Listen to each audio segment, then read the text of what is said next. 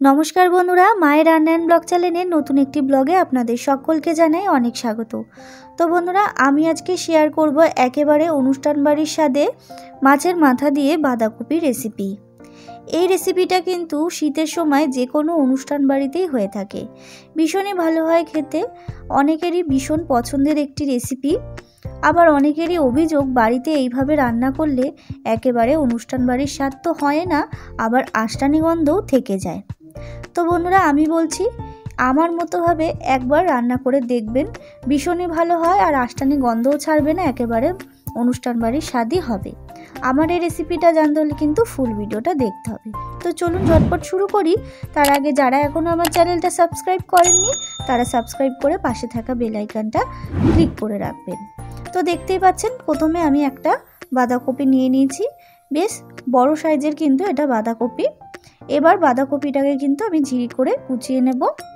আর নিয়েছি কাতলা মাছের মাথা, বাঁধাকপিতে কিন্তু কাতলা মাছের মাথা দিলেই বেশি ভালো হয়। এরপর মাথাটাকে আমি আগে থেকে ধুয়ে পরিষ্কার করে রেখেছিলাম, তার মধ্যে লবণ এবং হলুদ দিয়ে দিলাম। এবার খুব ভালো করে মাখিয়ে রেখে দেবো আমি কিছুক্ষণের জন্য। তো দেখতে পাচ্ছেন বন্ধুরা এদিকে কিন্তু আমি বাঁধাকপিটা ঝিরি করে কুচিয়ে নিয়েছি। দেখতেই পাচ্ছেন যতটা ঝিরি করে কোচাবেন ততটাই কিন্তু এটা দেখতে ভালো লাগে। আর এখানে নিয়েছি কড়াইশুঁটি আর নিয়েছি একটা টমেটো। শীতের সময় কিন্তু কড়াইশুঁটি দিয়ে বাঁধাকপি করলে ভীষণ ভালো লাগে। আর এখানে নিয়েছি আমি নতুন আলু দিয়ে করলে কিন্তু এর টেস্ট অসাধারণ হয়। দেখতে পাচ্ছেন আলুগুলো কিন্তু আমি ডুমু করে কেটে নিয়েছি। এদিকে আমি সরাসরি গ্যাসে একটি কড়াই বসিয়ে দিয়েছি।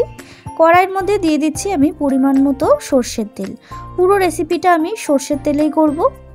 এরপর তেলটা গরম হয়ে আসলে আমি একে একে লবণ এবং হলুদ মাখানো মাছের মাথাগুলো বেশ ভালো করে ভেজে নিচ্ছি।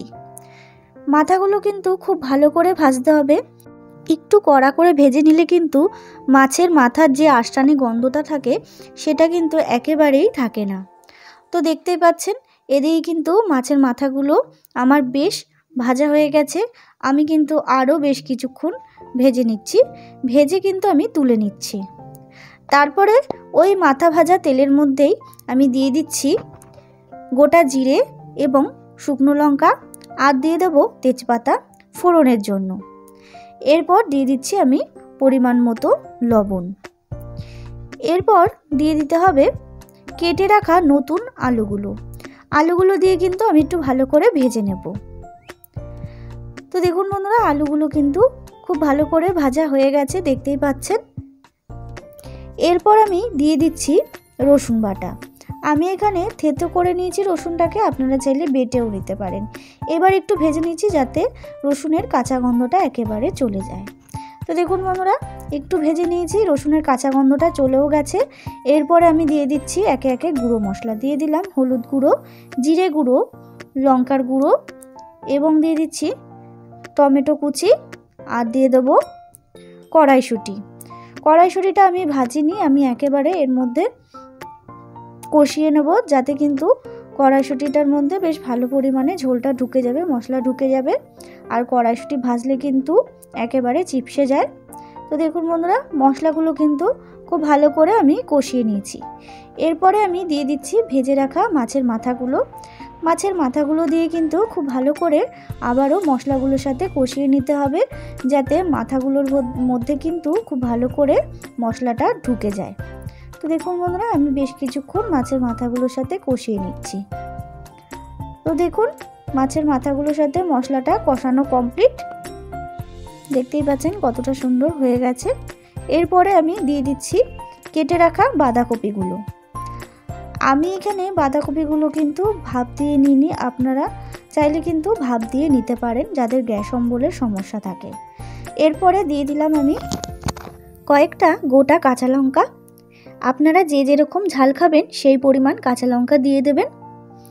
তো দেখুন বন্ধুরা এবার ভালো করে কিন্তু আমি সমস্ত মশলা এবং মাথার সাথে কপিটাকে কিন্তু উল্টে পাল্টে বেশ কিছুক্ষণ রান্না করে নিচ্ছি, বেশ একটুখানি মিশিয়ে নিচ্ছি, দেখতেই পাচ্ছেন। এরপর কিন্তু আমি ঢাকা চাপা দিয়ে রান্না করে নিই। আর ঢাকা চাপা দিয়ে রান্না করলে কিন্তু একেবারে কপিটাও সেদ্ধ হয়ে যাবে আর সমস্ত আলুও কিন্তু খুব ভালো করে সেদ্ধ হয়ে যাবে। তো দেখুন বন্ধুরা, 15 মিনিট পর ফিরে আসলাম। দেখতেই পাচ্ছেন আমি কিন্তু ঢাকনাটা তুলে দেখব কতটা রান্না হয়েছে। দেখতে পাচ্ছেন এখানে কিন্তু অনেকটা পরিমাণে কপিটা মজে এসছে। একটু ভালো করে কিন্তু আমি নাড়িয়ে দিচ্ছি। দেখতেই পাচ্ছেন খুব ভালো করে কিন্তু রান্নাটা আমার হয়ে গেছে। এই রকমভাবে ঢাকা দিয়ে রান্না করলে কপিও সেদ্ধ হয়ে যায় আর কিন্তু আলুটাও সেদ্ধ হয়ে যায়। এরপরে আমি দিয়ে দিচ্ছি পরিমাণ মতো চিনি। এখানে আমি চিনিটা ব্যবহার করছি, যেহেতু কপি তাই একটুখানি চিনিটা ব্যবহার করলে কিন্তু এর টেস্টটা ভালো লাগে, নুন এবং ঝালটা ব্যালেন্সে থাকে। আর দিয়ে দিলাম আমি পরিমাণ মতো গরম মশলার গুঁড়ো। এবার ভালো করে কিন্তু সমস্ত উপকরণের সাথে আমি একটু মিশিয়ে নিচ্ছি। আর একটু মিশিয়ে নিলেই কিন্তু রেডি হয়ে যাবে আমার এই বাঁধাকপির। তো দেখতেই পাচ্ছেন বন্ধুরা আমার কিন্তু একেবারে রেডি। এরপর আমি গরম গরম সার্ভ করে দিচ্ছি। এরপর গরম গরম ভাতের সাথে সার্ভ করে দিন এই মাছের মাথা দিয়ে বাঁধাকপি রেসিপি। তো বন্ধুরা আমার এই রেসিপিটা কেমন লাগলো অবশ্যই কমেন্ট করে জানাবেন। ভালো লাগলে অবশ্যই একটা লাইক করবেন, শেয়ার করবেন। আর যারা এখনও আমার চ্যানেলটা সাবস্ক্রাইব করেননি, নিত্য নতুন ভিডিও দেখার জন্য সাবস্ক্রাইব করে পাশে থাকবেন। ধন্যবাদ।